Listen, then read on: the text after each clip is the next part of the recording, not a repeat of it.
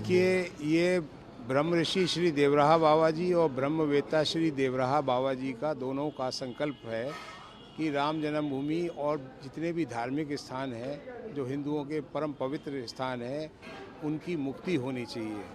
जो सालों से बंधक हैं, सैकड़ों सालों से, उनकी मुक्ति हो, शांतिपूर्ण तरीके से हो, कानून के द्वारा हो, और पूरी की पूरी भूमि जो उनकी थी वो उनको वापस मिले।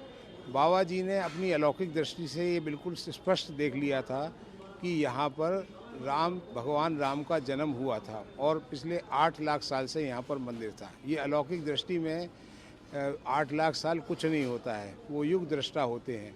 तो उन्होंने देख के ये संकल्प किया कि इस स्थान पे ये होना चाहिए। उनके जो शब्द होते हैं वो अपने आप घटनाओं में परिवर्तित हो जाते हैं। तो ये जो परावाणी है बाबा जी की, ये 1992 मार्च में उनके श्रीमुख से निश्चित हुई।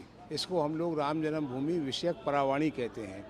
एक तरह से ये राम जन्मभूमि की मुक्ति का बीज मंत्र है। जो बीज उन्होंने बोया शब्द रूप में, वो आज वृक्ष बन के तैयार हो गया है। और हम बाबा जी को मूल वास्तुकार कहते हैं, देवराहा तत्व को मूल वास्तुकार कहते हैं। और ये उस पर बाबा जी की जो परावाणी है, जो प्रसाद के रूप में वितरित की जाएगी, उसका ये हिंदी और अंग्रेजी में अनुवाद इसमें किया गया है और इसमें विस्तार से बताया गया है कि हम उन्हें मूल वास्तुकार क्यों कहते हैं, है ना। अब ये 2 तरह की चीज़ें हैं, इसमें लड्डू है और परावाणी प्रसाद है। लड्डू तो आपके सामने दिख ही रहे हैं।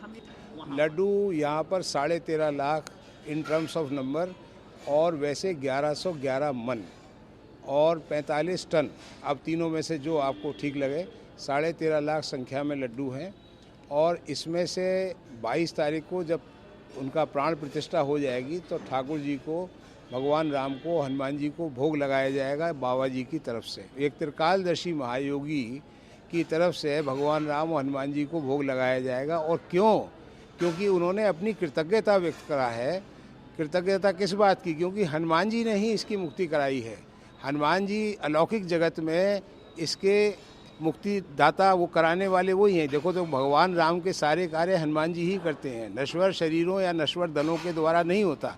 वो लौकिक जगत में वो उनका रोल रहता है। जैसे भारत विश्व हिंदू परिषद है, RSS है, संघ परिवार है, उनका लौकिक जगत में एक बहुत बड़ा स्थान है। लौकिक जगत में जो फील्ड रोल है उनका, वो उनका है। पर अलौकिक जगत के जो वास्तुकार हैं वो हनुमान जी हैं और हमारे बाबा जी त्रिकालदर्शी महायोगी दोनों, जैसा मैंने बताया। अब ये इसमें है कृतज्ञता व्यक्त करना, एक बहुत बड़ी चीज़ होती है। जब कोई काम हो गया तो बाबा तो कभी भूल नहीं सकते उसको, तो उन्होंने हनुमान जी को अपनी कृतज्ञता व्यक्त की है, राम जी को अपनी कृतज्ञता व्यक्त की है।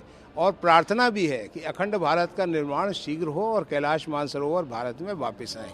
ये लड्डू का मूल जो इसका उद्देश्य है वो ये है। किस तरह के? ये तो जैसे बेसन होता है, अब बूरा होती है, और ये सब देसी घी का है, देसी गाय का देसी घी। बाबा देसी गाय को सर्वोपरि मानते हैं और वो भारत की आत्मा उसको मानते हैं बाबा। देसी गाय बाबा जी के आश्रम में 3000 हैं। वहाँ गौ पालन ही मेन काम है। गौ सेवा के द्वारा ही उन्होंने सारी सिद्धियाँ प्राप्त करी, भगवान को प्राप्त किया, प्रकृति के ऊपर उनका नियंत्रण हुआ और उन्हें सारा आत्मज्ञान हो गया। तो ये देसी घी, देसी गाय के देसी घी में बने हुए लड्डू हैं। ये इसका सर्वाधिक महत्व ये है और बहुत बड़ी संख्या है।